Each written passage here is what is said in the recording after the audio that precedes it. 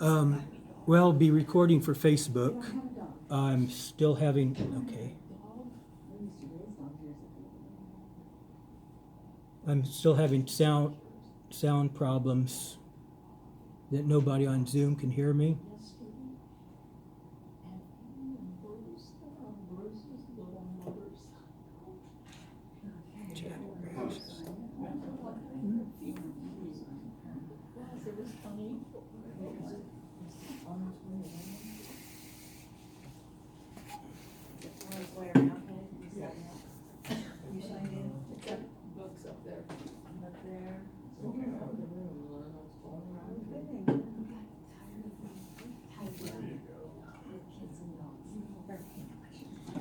So, does anybody on Zoom hear me yet? Let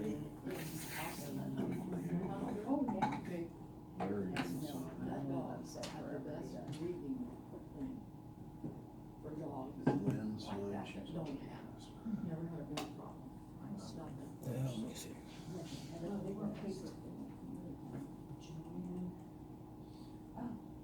Hey, I got in, Thomas. Okay, good. So now you can wave to her. I got Oh, one, or is that the one yeah. that was sent out? I'm in Google. Okay, go to your email account and find the email I sent to you and click on the link for Zoom. If I need minutes, Joanne, do you need minutes? I can give it, I have one at home. Okay, that's all right. I got the July one here. Lynn, I got a July one here.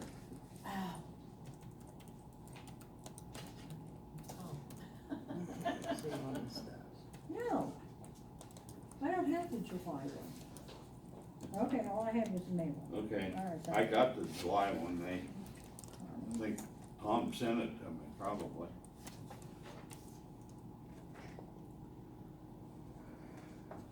We need to get started, looks like maybe Tom's not having any success, he can't hear.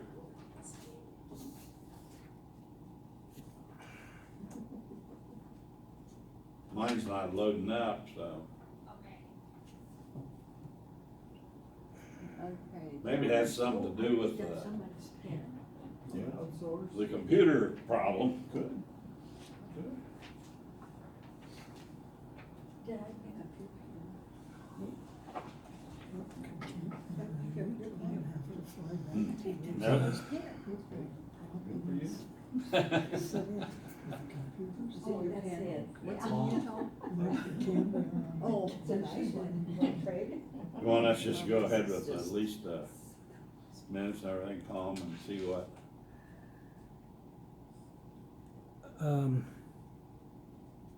Yeah, I guess. Yeah. Tell me if you need me to do something different. We'll start with minutes, I guess. Do you have anyone, did anyone take minutes last week? I forget. Or last 2 months ago. I didn't find them. Oh, I'm sorry, I took minutes, but I was supposed to send them to Lynn. Okay. So we don't really have them Yeah, they're on page 3 of your Yeah. on the July July one? issue. Okay, I don't have them. Page 3 of the July, Treasurer. I'm sorry? Okay, oh, is that not the one? That was No. July, oh, sorry. Thomas, it won't accept my password. Okay. Do you have them, Cindy? Or you just want me to read them? Did everybody get them? I have no idea. Okay, did everybody get them? I may have gotten them, I just don't. If you didn't receive the newsletter, you didn't get them, but they were in the July issue. Okay. Well, I'll just Okay. go through this quick. It says, the May 18th, 2024 meeting of the Wells County Genealogy Society was called to order by President Larry McAfee at 10 a.m. More Zoom on Facebook Live participants were welcome. We are still working out bugs in the remote attendee technology and still need to figure out how to further include our remote attendees to the business meeting portion of our meetings. Attendees were Larry McAfee, Thomas Libby, Roger Shearer, Matthew Day, Alan Doherty, Diane Johnson, Joanne Galvanis, Connie Brubaker, Cammie Mount, Joyce Hedges, Janice Farmer, Cindy Hedges, and Susan Price. Remotely attending were Kathleen Beckstein, Barbara Wine, W-Y-N-N-E, is that how you pronounce it? Okay. Sally Tinkle and Jerry I was Lehman. gonna put that on the screen for them so they knew that they're The working. meeting, I typed the meetings Oh. of March 16th, 2024, based on it being included in the newsletter, was approved with no additions or corrections.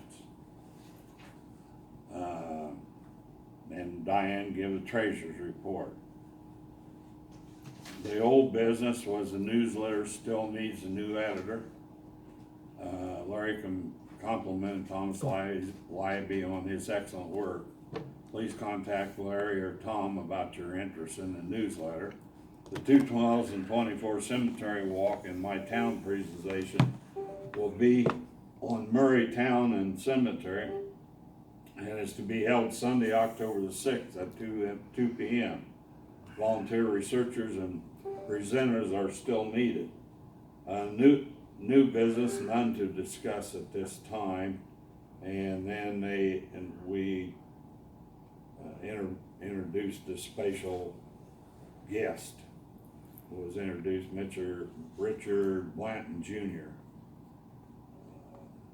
And that was the one where he offered to attend the cemetery out there, the old Washington Cemetery. Other than that, that's what it was.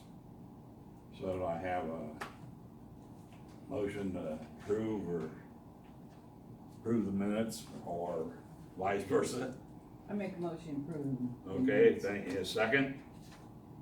Thanks, Susan. And all those signify by saying aye. Okay, then we got the treasurer's report here. Yeah, no activity the last couple months, so. Okay, Nothing coming in, nothing going out. all right. So I have a motion for the approve the I treasurer. move we accept the minute of the treasurer's report. And I second it. Okay. All those in favor signify by saying aye. Aye. Okay, thanks. One of the first things that we need to do before we get into the program is, you probably remember, it was mentioned last time that our September meeting falls the same Saturday as the street fair, and the library's not gonna be open. And so we have to make a change.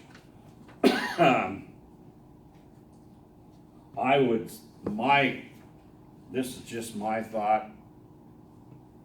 Would it be a problem if we just changed it like the week before? Or the week after? You know, still on a Saturday, but not. That way we could still be here. Because we know we're gonna have a problem with Zoom meeting in the Historical Society, or in the or in the museum, so we about have to stay here. And I was wondering whether that'd be a problem if we've done it the week before or the week after. Traditionally, previous years, the street fair was the week after our regular scheduled meeting, the third Saturday, because they would be setting up the tent in front of the museum. The one before. Previous years, Oh. but this year with the calendar, it's the last day of street fair. September's were times when I would have conflicts. This would have not been one. Okay. I will not be here the second Saturday in September, but Roger Shearer should be. He's unable to attend, that's why I'm trying to do the Facebook recording. We probably could have it the previous week here at the library with Roger doing the Zoom, and if someone else wants to tackle what Roger does the Facebook Live, and I would be handling the Zoom, but I won't be there this second Saturday. So you're saying that if we have it the week before, it's Saturday, September 14th, and if we have it the Saturday after, it's the 28th? Yeah, which is more convenient for everybody. I have a meeting that was moved from the first Saturday to the second Saturday, so I can't come the second Saturday. So do, well, Tom can. So I would propose the fourth Saturday, the 28th, as a possibility if Is that okay? no one objects. Is that all right with everybody? Can I move that we move the September meeting to Saturday, September 28th at 10 a.m. at the library and move the street fair? And I'd second that. Okay. All those in favor, signify, saying aye. Those opposed, same. All right. Hopefully we'll better send a message out, Tom or something, or one of It'd be to make sure everybody remembers. It'd be the next newsletter. So, let's see. We got that one. This was brought up, I think Tom mentioned it to me before, and I don't know, I'll just try and, I'll read what he's saying here, and if you would be willing, or we'd be willing to do that. Our newsletter is distributed to members of the Allen County Public Library, the Huntington City Township Public Library, the Jay County Historical Society, and the Wells County Public Library. We receive, the society receives newsletters from Allen County Genealogy Society through Lynn Elliott, the Huntington County Genealogy Society, and the Jay County Historical Society, presumably from a newsletter exchange. These are taken to the Historical Museum not to be seen again. Having received permission from Jason, I assume you're talking about Jason here at the library? Yeah, how bigger? Permission from Jason, should we collect all exchange newsletter, bind and donate them to the Indiana room for the Wells Community Public Library so they may be available? What do you think about that? Sounds good. I mean, Speaking from the museum, that would be fine. okay. Would be one Well, I less- think we might as well get them where somebody can see them, But you I know. have, so, a lot of them. Okay. Any other discussion? All those in favor about doing this? I- Come and bind them and send them, or give them to the library? All those in favor, aye? Aye. Those opposed, same? All right. Thank you. Is there anything else, Tom? I'd have a couple things that I would rather not have broadcast, but decisions made. I would like to have permission to send an email to membership to present those ideas and then possibly vote. All of our members or whatever, I'm assuming. Right. What ideas? If you look in last year's minutes, they were in some of them that when I was doing the newsletter, I didn't catch it, take it out of the minutes. But in terms of our internet presence, social media, and having a web page to replace the one that's inactive. What, you wanna make a new web page aside from what we have now, or is there one?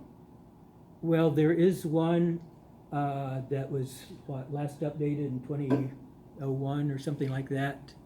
A woman in Florida had maintained it, but it was on Roots Web, which was taken over by Ancestry, and that's archived, it cannot be changed anymore, and it's even hard to access.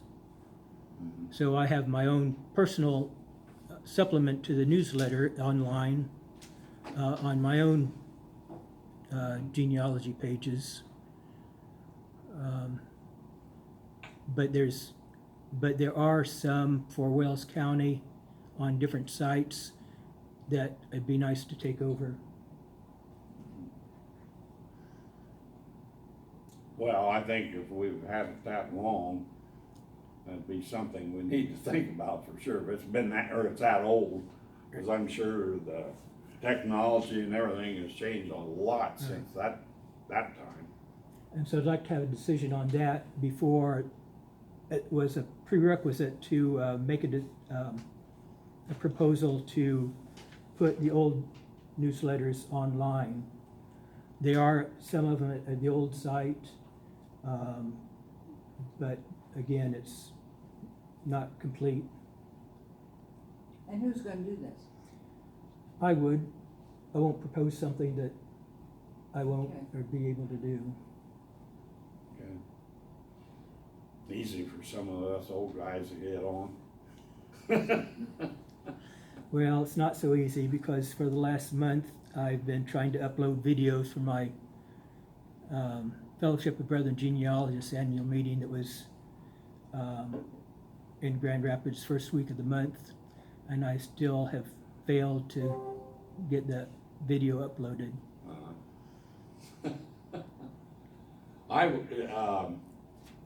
And maybe someone, and not to take away from you, I guess we finished that.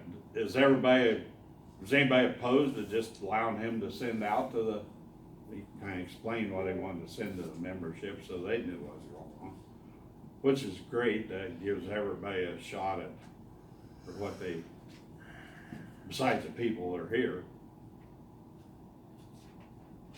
You know, any opposition to it or anything, or should we leave Tom go ahead with it? He's willing to do the work. I make a motion, we let Tom go ahead with it. Okay, thanks. All right, second? Okay, second. All those in favor signify by saying aye. Okay, those opposed, same. All right.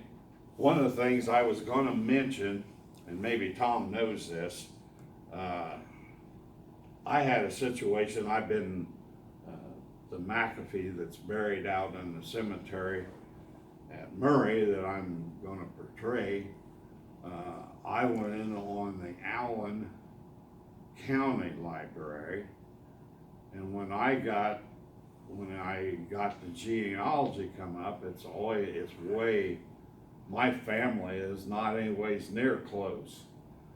And I think it's because, I don't know how your families are, but in most families you have the same name through generation after generation. And my great-great-grandfather was Samuel McAfee, which I portrayed a few years ago. He was in the Civil War, and that is not the same Samuel McAfee that was part of the James McAfee that's in the cemetery. There's two of them there. If you look in my genealogy, there's probably a half a dozen Samuel McAfees through and I just wondered, do you have to go in up there or contact them to get that changed, what's accurate? Yeah, Lynn? Everybody tells their own story. So who you're claiming as relatives, this fellow over here is saying, no, that's not right. So I'm gonna write my own. So everybody has their own. This is not a one thing, this is the gospel right here. We're writing about the McAfee family, and this is it. Everybody's picked up stuff from different places. Well, my grandmother told me that, you know, he was part of, Right. well, maybe that was the wrong James, or maybe that was the wrong Samuel. Well, yeah, So there's no change in somebody else's story, is what I'm getting around. yeah. See, what really, I guess what cued me in on it, because it give the history of James, the one that's buried at Murray. And of course, there's a lot of James McAfee's too, but, his Samuel back in his family is a different Samuel than my great grandfather. And what comes up was Samuel, that's my great grandfather, comes up as his in his family, and it's not, it's a different Samuel. And so I don't know I didn't know whether anybody ever went and whether they ever changed anything, or they just leave it the way it is. That the way they do it, Lynn? It's everybody's story. I mean, that, what you say is your story. That's why you have to research everything and go, your dates have to match up. If they don't match up, it's not yours, Yeah, you know. And okay. you have to make sure that the dates are right, you know, because even in census, sometimes the dates are off. Okay. So in other words, no. Right. Yeah. I had to change Did, my father's name because when they recorded it in the courthouse in Jay County, it came up a different name. Whoever recorded it just wrote down the wrong name. And it was a long, arduous process. And he actually ended up getting his social security through the name that was recorded in the courthouse because he didn't have time to do all the other work, so. well, it's, you know, I found out in a lot of times, and it may be, I found out in my research on my family especially, if sometimes you have to go to various people in your lineage there and research, because some of them went farther back. And then, that was kind of we always assumed that the one there in Murray was related, but hadn't really had any. When I went on farther back, actually went clear back to Scotland and Ireland, and I got the information from that, and that was, that helped, and I found out, and I kind of, in the fact I was just down there yesterday, the books I think I showed you last time of the James McAfee that was down at Borden, Indiana, which is almost Louisville.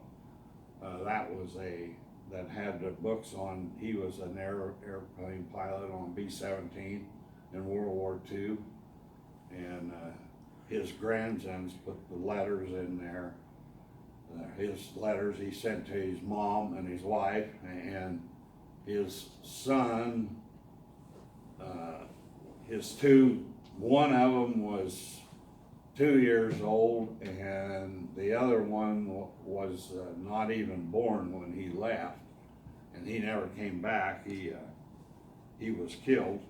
Last mission, he was the head pilot, and the Germans shot the engine out on one of his engines, and I never knew it, but I guess he tells that you never can have your parachutes on. And so then he managed to hold the plane in the air with one engine, and all the men was able to jump out, and as the last one jumped out, the plane blew up and killed him. He was left there. So, of course, some of them were killed as soon as they hit the earth, and some of them were rescued, and there ended up being 6 of them left. But the neat thing was, I found out through some of his family and everything else that how our families intertwined, and basically some of the family left Virginia and came to southern Indiana, and some of my family went to Pennsylvania for a while and then came to Wells County. But we're all related.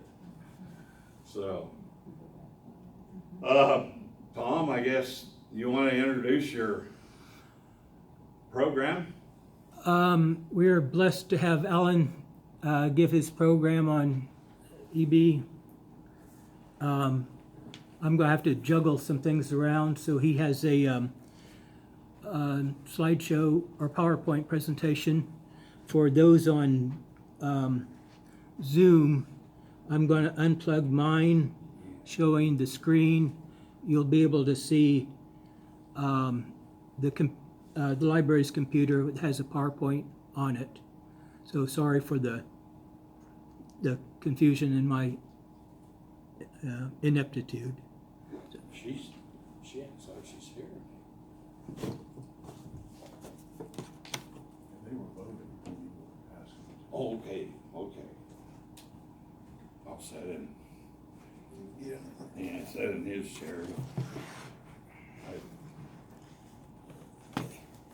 So, I don't know if you want to use this, you can use the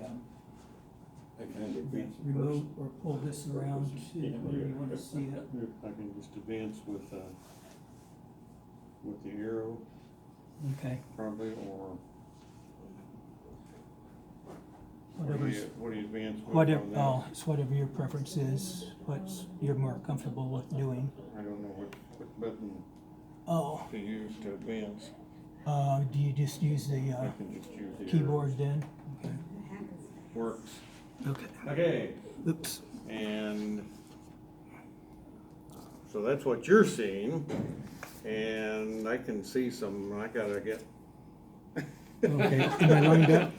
they can't hear me, I don't believe, right? Yeah, So they can't hear, but at least they can see the screen that you're seeing, and so we'll take it from there. you can hear, right? Can they hear? You are hearing? Oh, hello, Tammy from in the bottom. You can't see her unless you have your own computer, but she was waving to everybody. She is from North Carolina. She is actually EB's great-granddaughter. So granddaughter of the daughter Jane that was adopted, and she has been quite helpful in finding some facts about this book and doing other things. And I'll just give her a plug right now. She's also an artist, and she creates some pieces, and this is one of them, some cards that she has painted of the flower called Wabash that Mary hybridized, and there's a dragonfly up in the corner, and the museum has some of these for sale, and she donated a box full of stuff, a couple of boxes full of stuff. She also did this out to State Park, things related to nature out there and the Dean tree and stuff. So either location, you can pick up some things made by EB's great-granddaughter and her daughter, Sarah, assisted in some of it. And the money stays locally. She gets nothing out of it, it's all donated. So some great little, You might add it ceramics that we have. yeah, a lot of ceramic pieces as well. So some really nice, and all with some kind of a theme related to Wells County. So, cause I know she had some leaves cut out that was from the Dean oak tree that she'd gotten and then drew around and created that. So, okay, I'm going to try to do a condensed version of a program that usually I ramble on for days. And as long as somebody's still sitting, so when you get tired of me, I know we got one gentleman here that's got a very important gig much earlier that's going to be much better than what I'm doing, so he's going to exit. But as soon as the room's empty, I'll stop talking. No, actually, I'm going to go through the slides fairly fast because I use this in different presentations. It's never been the same, so I'm going to try to condense it.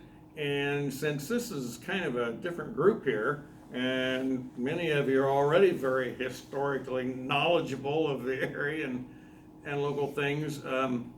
If you've got questions, I'd rather answer questions than feed you stuff that you might already know. So just speak up if do that. Otherwise, I'll just hit a high point on pictures, and this one just addresses the book, which is for sale, except it's not for sale. What you have to do is you have to make a donation to LSM for $35 or more, and then you get a free book. No shipping. So probably many of you already have one or have already read it, so that's a moot point too. Anyhow, see if I can get this to work.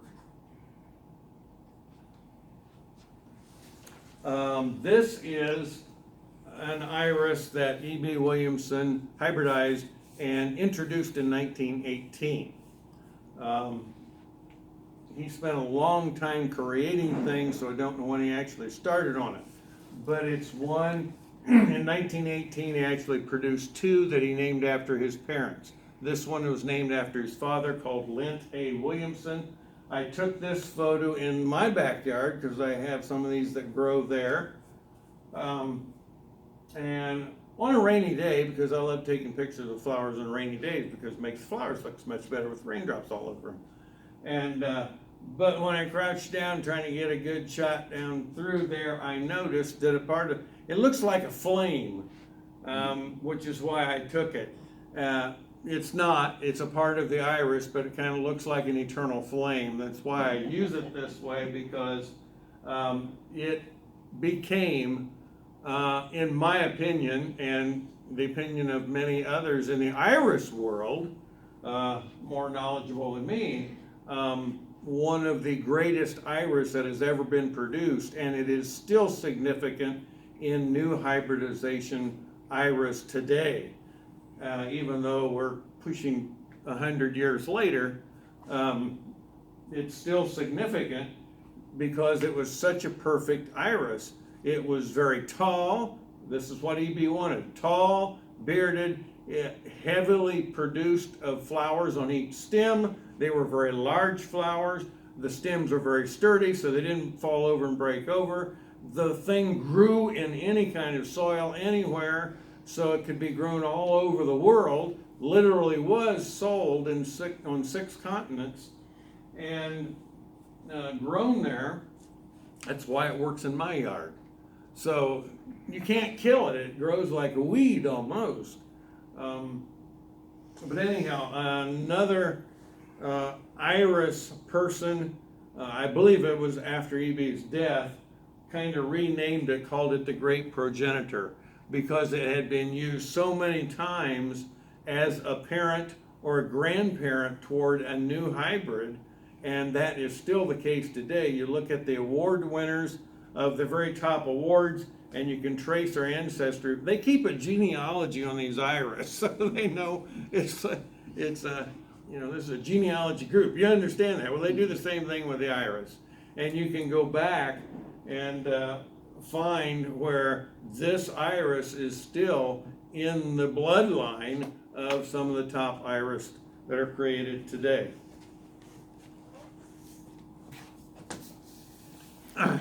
This might be, this is more interesting for people here than some places where I do this, because we know this corner. There's still a bank there on Main and Market in Bluffton, Indiana. The only thing that's left is this portion of the bottom 2 floors of this and this building here. The top's going, this building back here was actually the first one built. That is where the 2 Williamson brothers, E.B.'s father, Lent, and his brother George, built and started their hardware store in Bluffton. That they did that when E.B. was only 2 years old. So that he spent almost all of his life in Bluffton, Indiana, and eventually in 1888 they built the bank. This is probably a picture about 1909, not 1888. It looked a little different earlier, and but Lent became the first president. E.B. was the last president, took over after his father had died, and that was his day job. But his true love of work was in hybridizing iris and categorizing, classifying dragonflies, his greatest love, and all this happened at the same time. It's quite amazing that he probably never slept. Next door to the bank was the Deem drugstore, and Deem and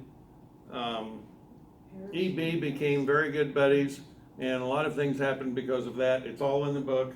We won't go, I could spend an entire program just talking about their relationship. This is the home that's right directly across the street from the museum today. It's slightly different. One thing that's gone is above the porch there on the right-hand side is a little room that was called the bug room. That's where EB kept his bug collection, and he created the second largest dragonfly collection of the world. And it was housed in there, which literally drew scientists from 6 continents again to Bluffton, Indiana, just to sit with him and look at his collection. The only one that had a better one was the Queen of England, and she didn't go out catching her own dragonflies or go through the swamps looking. So the bug room no longer exists. That's been removed from the house. What is interesting is in that house today, there's a family there with adopted children. So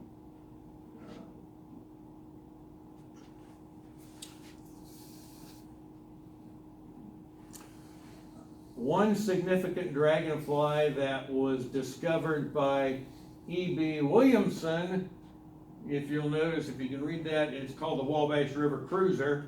I'll mess up the Latin stuff. Macromia wabashensis, something like that.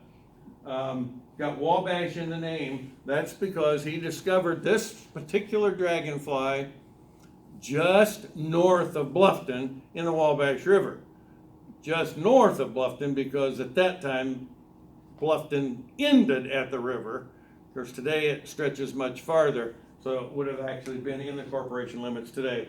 So in 1909, he discovered that. It had not been discovered before, and it's a long story, but if you want to see an 8-foot version of this on the mural beside the, what's the office called, on West Market Street, that alley one that's got the piano keys on it, there's a giant iris on there, which is a replication of this, which worked very well in that black and white, because all of this insect is actually black and white, except for the eyes had a little bit of green, and on the abdomen there was some spots that were kind of a goldish color, but everything else was just black and white, so it fit perfect into that drawing, which was actually a change after they'd started to get EB represented on that third mural in downtown Bluffton.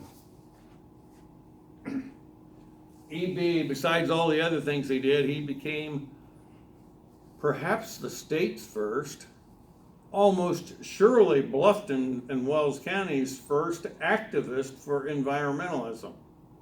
In 1902, he was helping court and officials, actually from Huntington County, were working on it, trying to prosecute the Empire nitroglycerin factory, because they were dumping waste into a little creek beside their factory, which was just east and north a little bit of Bluffton. And they were doing very well. They were causing things. They were dumping into a tiny little creek that went into Johns Creek, which still exists. Johns Creek then dumped into the Wells County, or the Wabash River in Wells County and Bluffton, and then it flowed on down into Murray, then Markle, then on into Huntington, and all along the way it was killing wildlife. The fish were just flopping. People were going in, gathering fish. All they had to do is wade into the river and pick them up, put them in baskets. It's because of the nitroglycerin that was being dumped or waste from that creation. They were coming down hard on them. This was all happening in 1902 when he just became a banker. That was also a time there was a lot of rich people in Wells County. I think there still is a lot of rich people in Wells County. But there was rich oil people in Wells County that had lots of money in these banks. So this was kind of a stupid move on his part when he was trying to get into banking and in his father's bank. But he was so concerned about the environment that he went with it. And they were tracking down on him, but fortunately God had a better idea how to eliminate the problem, and the factory blew up. This is the picture of where the factory was before somebody, oops, boom. 3 men were killed. They gathered up all the parts they could find of them and kind of gathered them together and split them in thirds so each family had something, but they really couldn't identify anything in an explosion like that. Left a divot in the earth. This no longer exists. I've been out to the site. We were out there together with the owner of the land and things one time looking for some kind of sign. The hole's been filled in long ago and it's just farmland now. But the site still exists, but doesn't look like that at all. And you can't even tell anything happened there. But that was what people went to look at right afterwards. That was in 1903. So in November of 1903, that took care of the problem permanently, and probably because of EB's activity and getting the courts involved to try to stop them, this company left Bluffton, left Wells County altogether, and reestablished in a different location down deeper into the oil field, probably to get away from all the litigation that was happening here. So EB did lots of things. Another dragonfly, that's a picture of me, or my fingers. And this is not one that he found, but it's interesting because this was one that was discovered in Indiana, down in southern Indiana, and I'm not even going to try to pronounce the scientific name for it, but it was found in the Salamone River as well by EB, but originally it was found down in southern Indiana in New Harmony and by the man by the name of Say. And you should know him, that scientist, because Say's firefly is now the Indiana State